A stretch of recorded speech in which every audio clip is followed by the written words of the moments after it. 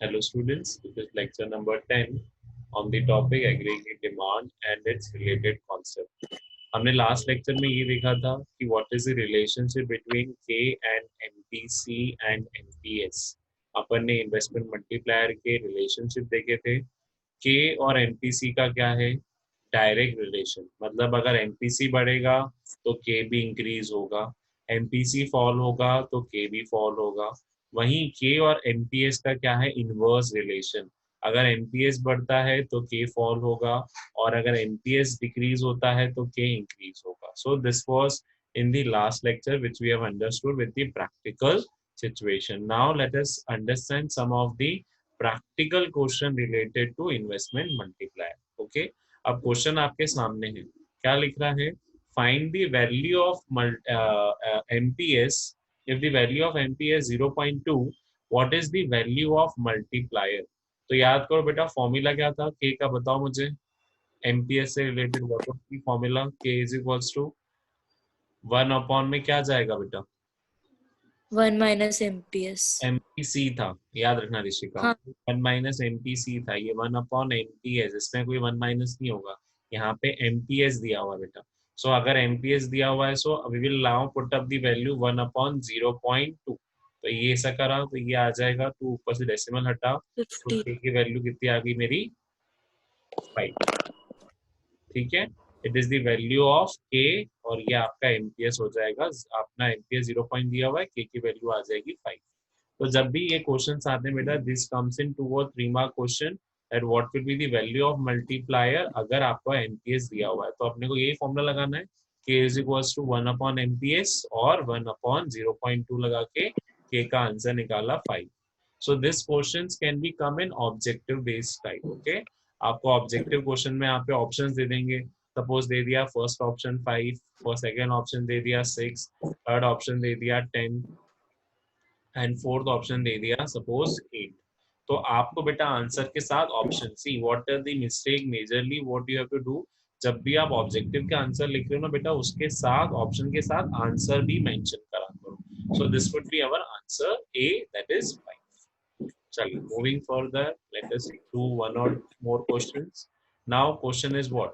MPC दिया हुआ है 0.9 and find the value of multiply. चलिए, you calculate first everyone, then I'm putting it on pause, just calculate. See, if in this case I have to calculate again k, तो k के अब formula लगेगा 1/1 minus MPC. अब MPC आ गया, सो 1/1 minus 0.9, तो ये हो जाएगा 1 में 0.1 and the k will be equal to 10. हमेशा याद रखना, फॉर्मूलाज आपके मेंशन होने चाहिए correctly. Formulas must be mention very correctly whenever you are solving the questions related to K. Question आपको तभी समझ में आएंगे जब आप के की सही वैल्यू लिखोगे, फॉर्मूला सही लिखोगे, and then you will able to understand the whole question. यहाँ पे मैंने फॉर्मूला लगाया K is equals to 1/1 minus MPC, फिर उसकी वैल्यूज पुट ऑन करी, एंड देन फाइनल आंसर मेरा के का आ गया 10. This clear student? आगे बढ़ जाऊं? चलो, moving on to the next. Now it is in economy. Now अब आपका अच्छा क्वेश्चन, अब इसको ध्यान से समझना बेटा, और फिर इसके आंसर पे. ये क्वेश्चन आता है 3 मार्क्स में. Okay, this type of question comes in 3 marks. Economy में क्या बोल रहा है? Equilibrium level of income is 12,000. What they are saying कि इकोनॉमी की जो इक्विलिब्रियम लेवल ऑफ इनकम है वो 12,000 करोड़ है. अब जो रेशियो है एमपीसी और एमपीएस का, वो है 3:1. क्या बोल रहा है? एमपीसी और एमपीएस का रेशियो जो है वो 3:1 है. Calculate additional investment needed to reach a new equilibrium level of income that is 20,000. अपने को क्या निकालना है? अपने को निकालना है delta I. Are you getting? Delta I कैसे निकलेगा? डेल्टा आई के लिए again I need delta Y as well as value of K. ठीक है, सो इस क्वेश्चन को बेटा आप कैसे सॉल्व करना है समझो. सबसे पहले अपने को जो क्वेश्चन में दिया हुआ है पहले write down. What is given? अब के की वैल्यू अगर मैं देखूं तो मैं एमपीसी और एमपीएस से निकाल सकता हूं. तो के के लिए मैंने यहाँ पे फॉर्मूला लगाया 1/1 माइनस एमपीसी. पर यहाँ पे क्या एग्जैक्ट वैल्यू दी है क्या कि एमपीसी और एमपीएस की? तो यहाँ पे 3 सपोज upon 4. अपन 3/4 नहीं लेंगे बेटा, we will consider this like this way, 3:1 दिया हुआ है, ओके। तो 3/4 ले सकती है, बट अगेन अगर आपको लेना है तो मैं ले लूंगा 3x एमपीसी की वैल्यू और x की अपना एमपीएस की वैल्यू x, क्योंकि वो 1 है। तो अगर इन दोनों को प्लस करता हूँ तो मेरा आंसर क्या बनता है? प्रॉपर्टी याद आ रही है, MPC plus MPS equals to 1। याद है हाँ. Property, MPC plus MPS Yes. Equals to 1। तो ये 4x किसके बराबर हो जाएगा? 1। और x की वैल्यू आ जाएगी 1/4, दैट इज 0.25। ओके। अगर x की वैल्यू 0.25 तो मतलब आ जाएगा 0.75. मेरा 0.25, और मेरा एमपीसी कितना हो जाएगा? 0.75। Very good. अब अगर एमपीसी की वैल्यू मेरे पास 0.75 आ गई है तो apply this into formula 1 - 1 - 0.75, MPC की वैल्यू पुट ऑन कर ली, ये यहाँ पे बेटा सॉल्व हो रहा है। अब आ जाएगा 1/0.25, तो ये वैल्यू कितनी आ जाएगी? के की आ जाएगी 4। कैसे? 25 के ऊपर डेसिमल हटाओ तो ऊपर 100 हो जाएगा, और 25 4 जा कितना हो जाएगा? 100। तो अब मेरे पास के की वैल्यू आ गई बेटा। के की वैल्यू कितनी है बताओ मुझे? What is the value of के? बोलो, what is the value of 4. के? 4। अब के के लिए अपन के पास दूसरा फॉर्मूला याद है, delta Y divided by delta I. याद आ रहा है? Change in Yes. Income upon change in investment, 3 फॉर्मूले मैंने लिखवाए थे। अब अपने को ये वाला फॉर्मूला लगा के चेंज इन इन्वेस्टमेंट निकालना है। अपने पास के है, अपने पास डेल्टा वाई। कैसे? क्योंकि देखो पहले 12,000 पे थी, अब 12,000 से मेरे को 20,000 पे इनकम लेके आनी है। तो इनकम में कितना चेंज है बताओ मुझे? 8. डेल्टा वाई कितना है? 8. डेल्टा वाई 8,000 हो गया। के की वैल्यू मेरी 4 हो गई। अब मुझे डेल्टा आई निकालना है, तो पुटिंग दी वैल्यूज, के की वैल्यू मेरे पास 4 है, डेल्टा वाई मेरे पास 8,000 है, डेल्टा आई कितना होगा बताओ मुझे? डेल्टा इस साइड गया तो कितना हो जाएगा? 8,000 डिवाइडेड बाय 4, बताओ कितना होगा? बोलो, कितना 4,000. आएगा डेल्टा? डेल्टा आई कितना होगा? 2,000. 2,000। 2,000. सो चेंज इन इन्वेस्टमेंट कितना चाहिए मुझे? बाय 2,000 करोड़। आया समझ में पूरा क्वेश्चन? अब इसमें दो क्यों बताएं, क्योंकि इसमें देखो सबसे पहले मुझे वैल्यू ऑफ के अलग मार्क्स हैं, फिर वैल्यू ऑफ इन्वेस्टमेंट निकालने के अलग मार्क्स हैं। So 1.5 mark is for calculation of value of K, and 1.5 is for calculation of delta I. Okay.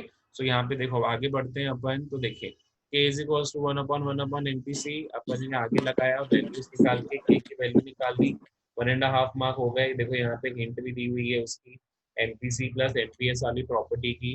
फिर उसके बाद क्या लिखा? के की वैल्यू के लिए अपन ने अब फॉर्मूला लगाया delta Y by delta I. अपने पास के की वैल्यू है, डेल्टा वाई भी है, दैट इज 8,000 अभी बताया, और डेल्टा आई मुझे निकालना है। तो डेल्टा आई कैसा निकाला?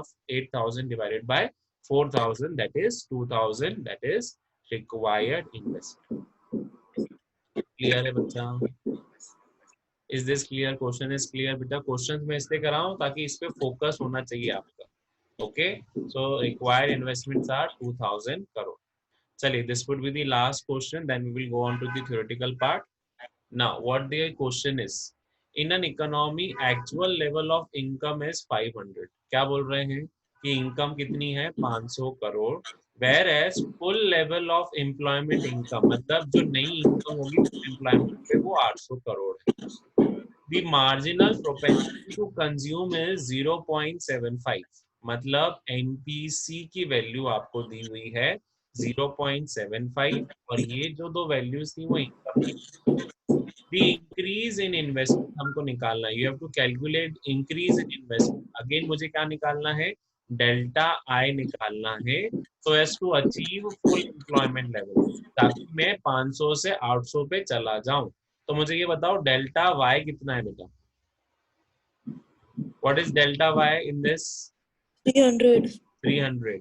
अब 300 डेल्टा वाई है, एमपीसी से चलो के निकालो, और के से आप डेल्टा आएगी वैल्यू निकालो। I am just putting the recording on pause, just first calculate it.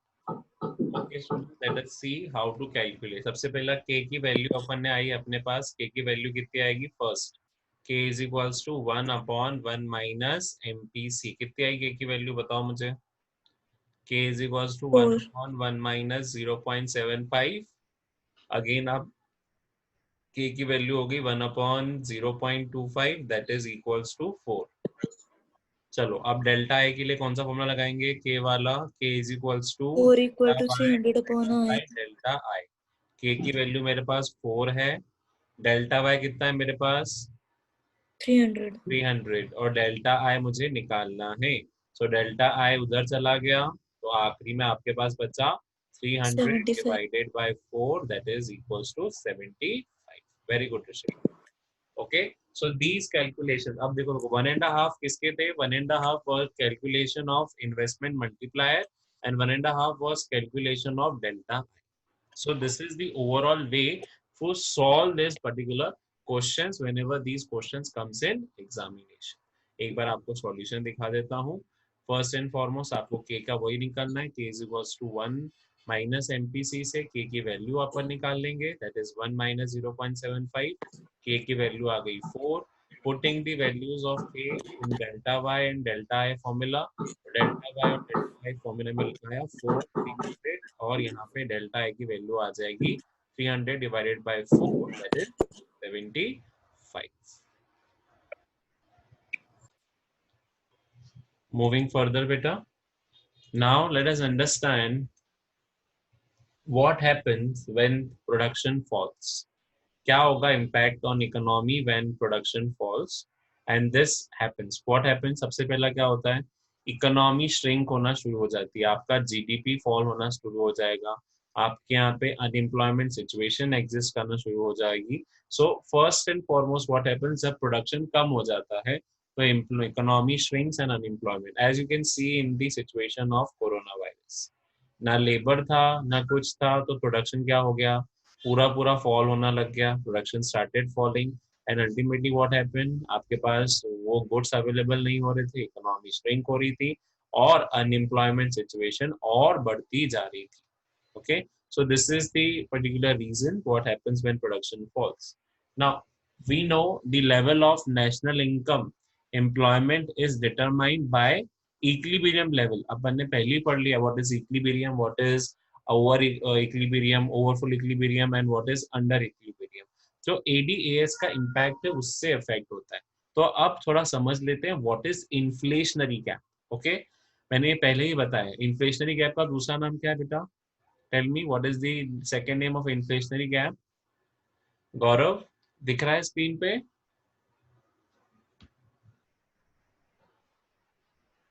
चलिए just see Rishika it's visible. Okay, now inflationary gap is what, inflationary gap is just equal to excess demand. When AD is more at full employment level, these lead to the problem of excess demand or it leads to inflationary gap. अब inflationary gap आती क्यों है बेटा, क्योंकि आपके पास less goods हैं, you have not many goods available with you and there are more buyers. So ultimately क्या होगा, प्राइस तो इंक्रीज होना ही है उस कमोडिटी का जिसके लेस गुड्स हैं एंड बायर्स मार्केट में बहुत ज्यादा है। तुम खुद सोचो, अगर वो चीज के बायर्स बहुत ज्यादा हैं and the supply of good is very less, so that is increase that will increase the price of commodity and this phenomena is known as inflation beta. Okay, inflation तभी होगा जब क्या होगा, rise in prices. Deflationary gap क्या होता है इसके opposite, deflationary gap again AD in this case is less than AS at full employment level. This lead to the problem of deficit demand or deflationary gap. Okay, now what is deflation, again in this case आपके पास बहुत सारे goods पड़े लेकिन market में buyers कम हो गए, it is just opposite situation of deflation. You have more goods but you have less buyers. In order to increase your demand आपको क्या करना पड़ेगा, आपको अपने prices को करना पड़ेगा fall. So fall in prices will lead to what, fall in prices will lead to deflation in economy. That is the another reason related to particularly deflation and inflationary gap. Okay, so this was just a short intro of deflation and inflationary gap. Now problem of excess demand. Okay, what is problem of excess demand here beta? Okay, let me just have that. Now students let us understand the inflationary gap. Okay, inflation कैसा होता है मैंने आपको पहले ही बताया था. Excess demand is nothing but your inflationary gap. So अगर क्वेश्चन आपका उल्टा आ जाए कि इन्फ्लेशनरी गैप क्या है, तो घबराना मत, अपन ने ओवरफुल एम्प्लॉयमेंट इक्विलिब्रियम ऑलरेडी पढ़ चुका है. तो जहां पे इक्विलिब्रियम है बेटा, see here is the equilibrium point where AD and AS are intersecting each other. AD का फॉर्मूला क्या है, C प्लस आई. AS का फॉर्मूला क्या है, C प्लस एस. तो जहां पे AD और AS इंटरसेक्ट करते हैं बेटा, वो अपना क्या हो जाता है, अपना full employment equilibrium. But now the case is what, आपका जो AD है it has gone above the level. AD is gone above the level. तो ये तो fuller employment equilibrium है. But when the AD is going above the level, what will happen? This will cause inflation in the economy. जैसे तुमको यहाँ पे full employment equilibrium दिख रहा है, और जैसे ही अपन ने AD की पोजीशन चेंज करी and AD has shifted from this position AD1 to AD2. You can see the position now. अब उसने पोजीशन चेंज करी, तो जैसे ही वो AD1 से AD2 पे आएगा, जो गैप क्रिएट हुआ है इकोनॉमी में बेटा, that gap is known as what, that gap is known as inflationary gap. And that is other, जो ये इक्विलिब्रियम अचीव होगा इसको बोलेंगे अपन ओवरफुल एम्प्लॉयमेंट इक्विलिब्रियम. ओके, मैंने ये पहले ही बताया था कि जी और ई का डिफरेंस जो आएगा वो क्या हो जाएगा, जी is inflationary gap and that will be overfull employment equilibrium. और अगर याद हो तो उसको हम बोलते हैं बेटा, it is also known as demand pull inflation. क्या बोलते हैं इसे बेटा, this will be known as, this kind of inflation will be known as demand pull inflation. क्यों, क्योंकि डिमांड बढ़ी है.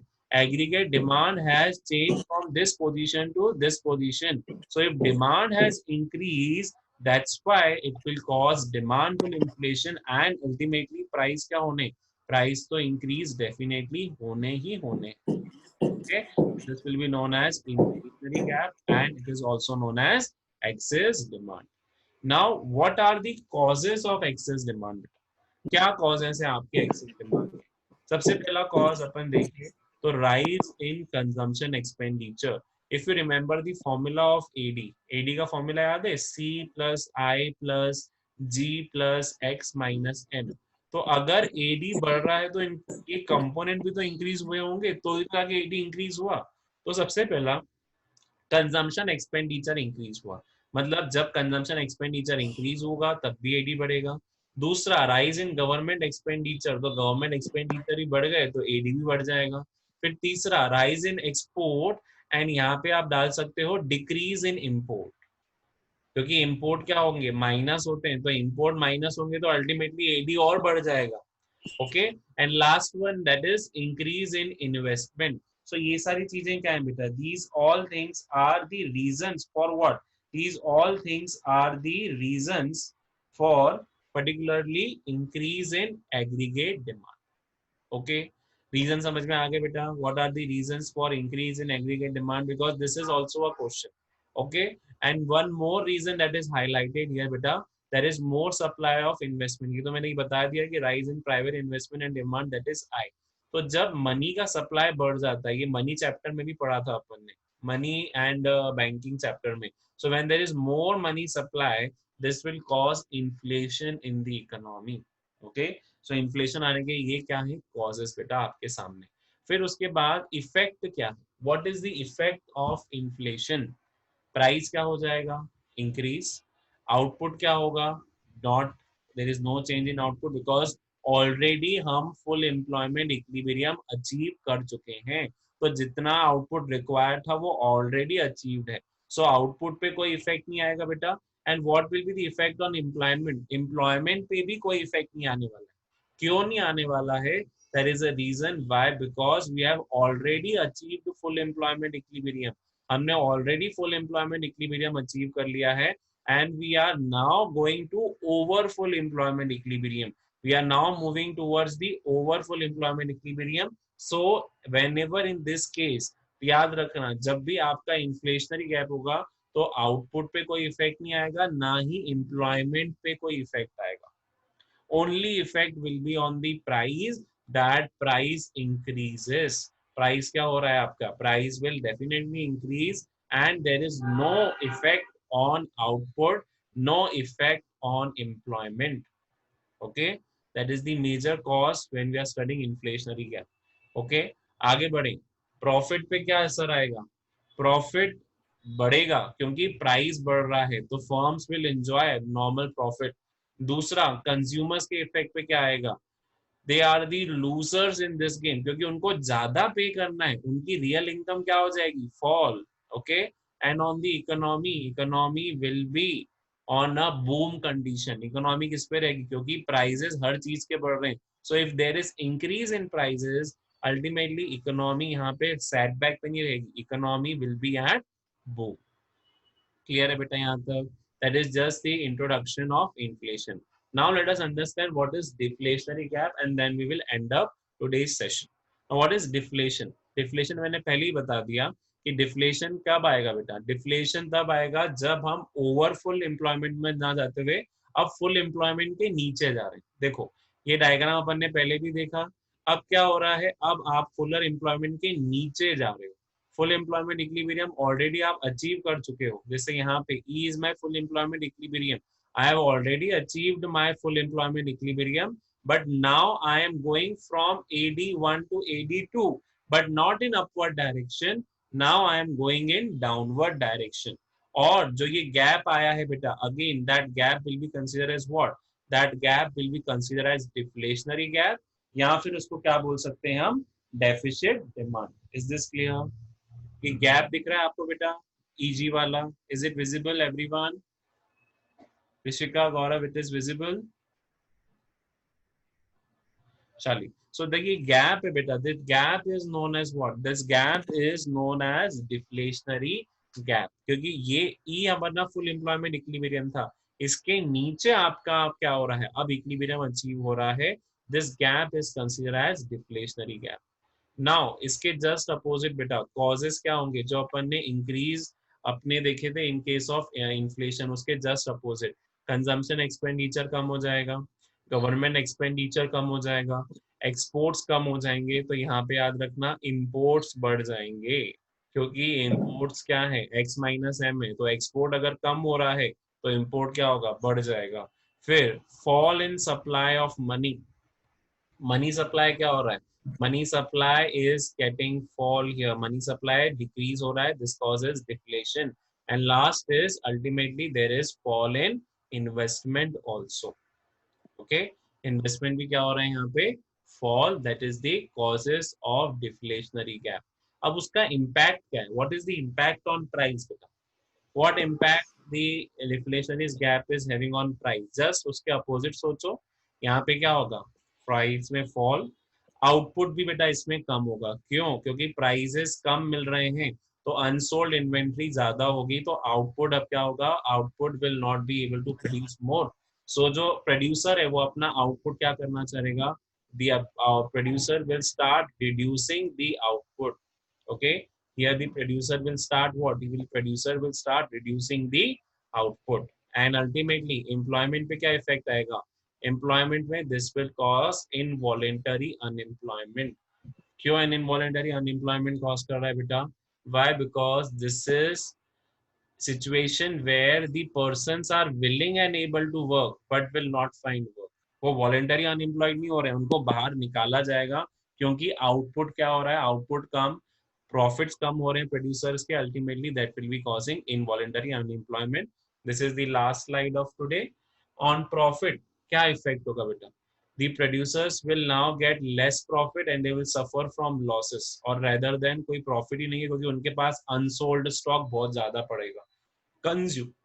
कंज्यूमर यहाँ पे रहेंगे गेनर पोजीशन पे, क्योंकि प्राइस फॉल हुआ है, and when price fall demand of consumer will increase, and ultimately last point of today's session, that is what will be the impact on economy? Economy will be under depression situation, it will lead to recession, it will lead to depression in the economy. That is the case of deflation. So thank you students for listening today's video.